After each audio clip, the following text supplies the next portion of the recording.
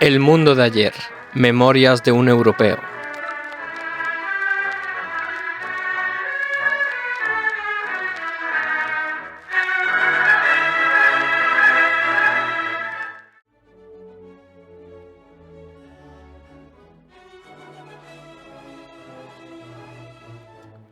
Jamás me he dado tanta importancia como para sentir la tentación de contar a otros la historia de mi vida.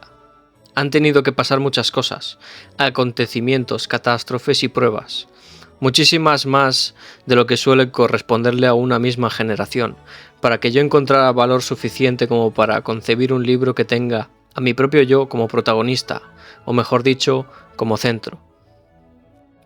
Nada más lejos de mi intención que colocarme en primer término, a no ser que se me considere como un conferenciante que relata algo sirviéndose de diapositivas.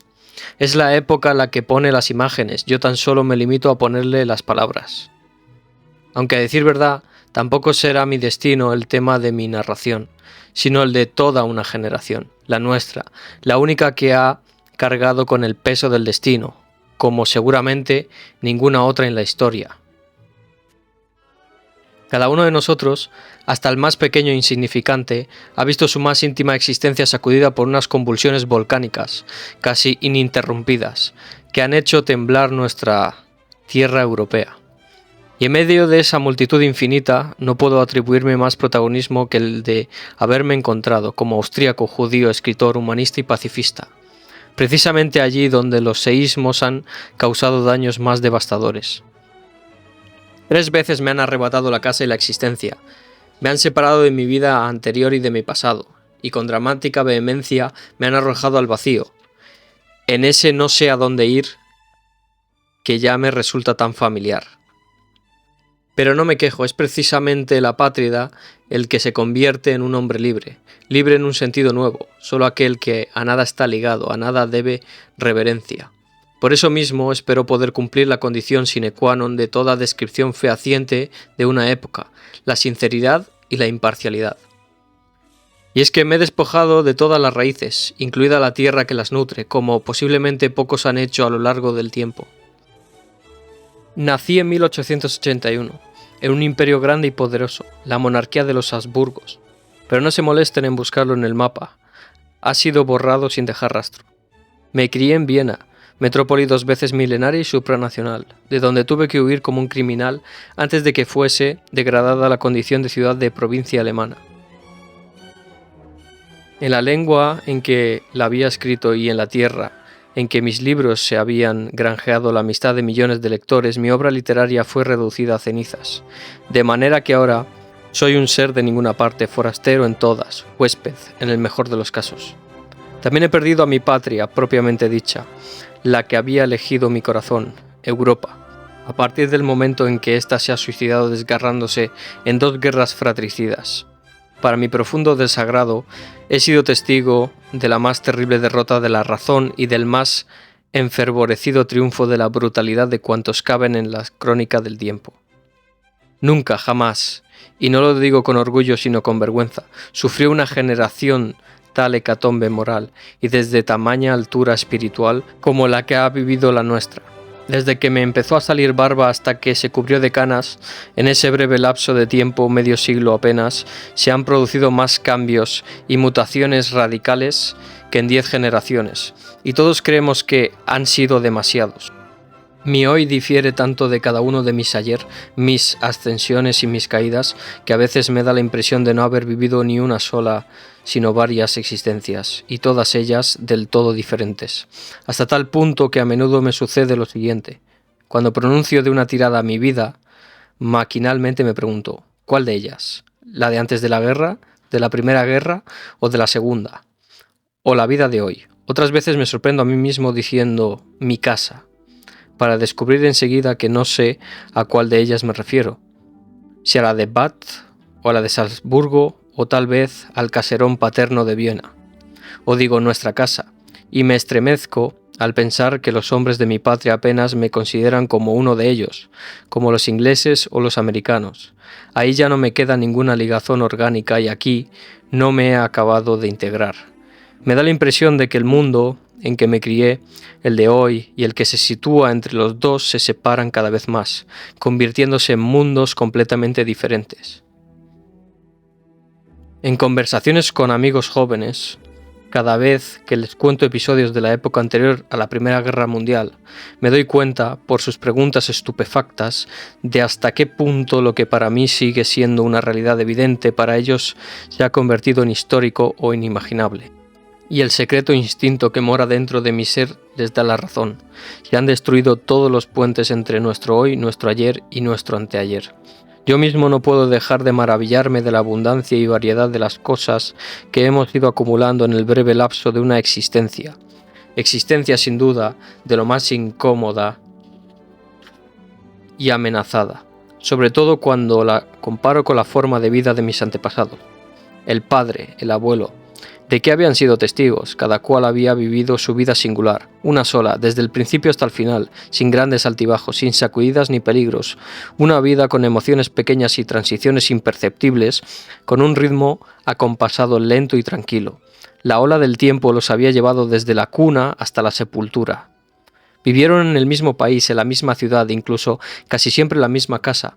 Todo lo que pasaba en el mundo exterior ocurría en realidad en los periódicos. Nunca llamaba a su puerta. Es cierto que en su época en algún que otro lugar también estallaban guerras. Pero si las medimos con las dimensiones de hoy, no se trataba sino de guerras poco significantes cuyo teatro, además, se hallaba lejos de las fronteras. No se oían sus cañones y al cabo de medio año ya estaban apagados sus focos y olvidada una más de las secas páginas de la historia, y la vida de siempre no tardaba en volver a instalarse de nuevo. Nosotros, por el contrario, lo hemos vivido todo sin la vuelta atrás. Del antes no ha quedado nada ni nada ha vuelto. Se nos ha reservado a nosotros el privilegio de participar de lleno en todo aquello que, por lo general, la historia asigna cada vez a un solo país y un solo siglo. Una misma generación era testigo, como máximo, de una revolución, otra de un golpe de estado, una tercera de una guerra, una cuarta de una hambruna, una quinta de una bancarrota nacional, y muchos países privilegiados y no menos generaciones afortunadas ni tan siquiera habían tenido que vivir nada de esto. Nosotros, en cambio, los que hoy rondamos los 60 años y de iure aún nos toca vivir algún tiempo más, ¿qué no hemos visto, no hemos sufrido, no hemos vivido? Hemos recorrido de cabo a rabo el catálogo de todas las calamidades imaginables, y eso que aún no hemos llegado a la última página. Yo mismo, por ejemplo, he sido contemporáneo de las dos guerras más grandes de la humanidad, y cada una de ellas la viví en un bando diferente, una en el alemán y otra en el anti-alemán. Antes de la guerra había conocido la forma y el grado más alto de la libertad individual y después su nivel más bajo desde siglos. He sido homenajeado y marginado, libre y privado de libertad, rico y pobre. Por mi vida han galopado todos los corceles amarillentos del apocalipsis, la revolución y el hambre, la inflación y el terror, las epidemias y la emigración. He visto nacer y expandirse ante mis propios ojos las grandes ideologías de masas, el fascismo en Italia, el nacionalsocialismo en Alemania, el bolchevismo en Rusia y sobre todo la peor de todas las pestes, el nacionalismo, que envenena la flor de nuestra cultura europea. Me he visto obligado a ser testigo indefenso e impotente de la inconcebible caída de la humanidad en una barbarie como no se había visto en tiempos y que esgrimía su dogma deliberado y programático de la antihumanidad.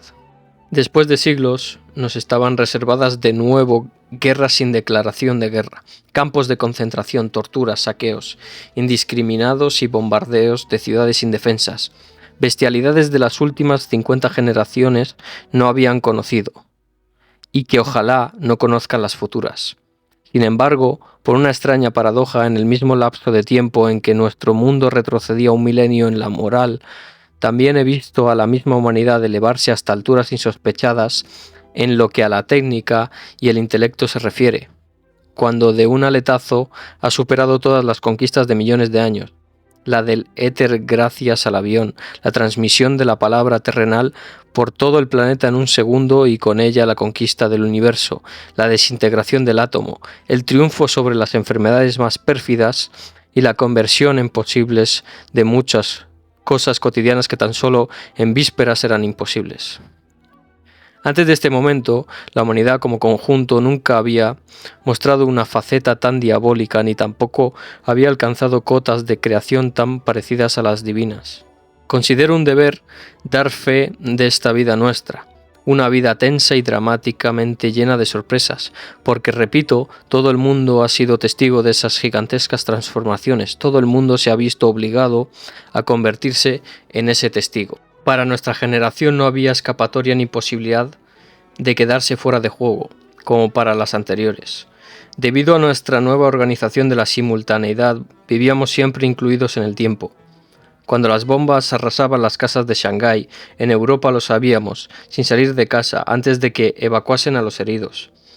Todo lo que ocurría en otro extremo del mundo, a kilómetros de distancia, nos asaltaba en forma de imágenes vivas. No había protección ni defensa alguna ante el hecho de que se nos informara constantemente y de que mostrásemos interés por esas informaciones. No había país al que poder huir ni tranquilidad que se pudiese comprar. Siempre y en todas partes, la mano del destino nos atrapaba y volvía a meternos en su insaciable juego. Había que someterse sin cesar a las exigencias del Estado, entregarse como víctima a la política más estúpida, adaptarse a los cambios más fantásticos. Siempre estaba uno encadenado a la colectividad, por más tenaz que fuese su defensa. Se veía uno irresistiblemente atrapado. Todo aquel que ha vivido esta época, o mejor dicho, todo aquel que se ha visto acorralado y perseguido en este lapso, no hemos conocido muchos momentos de resuello, ha vivido más historia que ninguno de sus antepasados.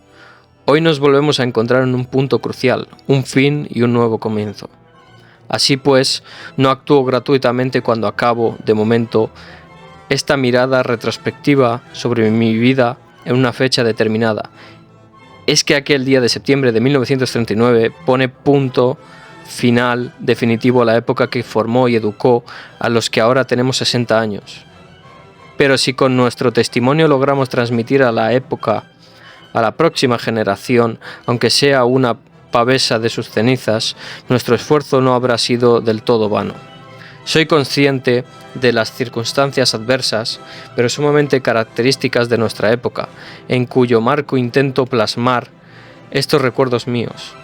Los escribo en plena guerra, en el extranjero y sin nada que ayude a mi memoria. En mi habitación de hotel no dispongo de un solo ejemplar de mis libros, ni de apuntes, ni de una carta de amigo. No puedo ir a buscar información a ninguna parte porque la censura ha interrumpido o ha puesto trabas a la correspondencia en todo el mundo. Vivimos ahora tan aislados como hace siglos, cuando aún no se habían inventado los barcos de vapor, los trenes, los aviones y el correo. De modo que no guardo de mi pasado más que lo que llevo detrás de la frente. En estos momentos todo lo demás me resulta inaccesible o incluso perdido, pero nuestra generación ha aprendido a conciencia a no llorar las cosas perdidas y, además, quién sabe si la falta de documentación y de detalles no acabará redundando en beneficio de este libro. Porque yo no considero a nuestra memoria como algo que retiene una cosa por mero azar y pierde otra por casualidad, sino como una fuerza que ordena a sabiendas y excluye con juicio. Todo lo que olvida el hombre de su propia vida, en realidad, ya mucho antes había estado condenado al olvido por un instinto interior. Solo aquello que yo considero conservar tiene derecho a ser conservado para los demás. Así que, hablad, recuerdos, elegid vosotros en lugar de mí y dad al menos un reflejo de mi vida antes de que se sumerja en la oscuridad.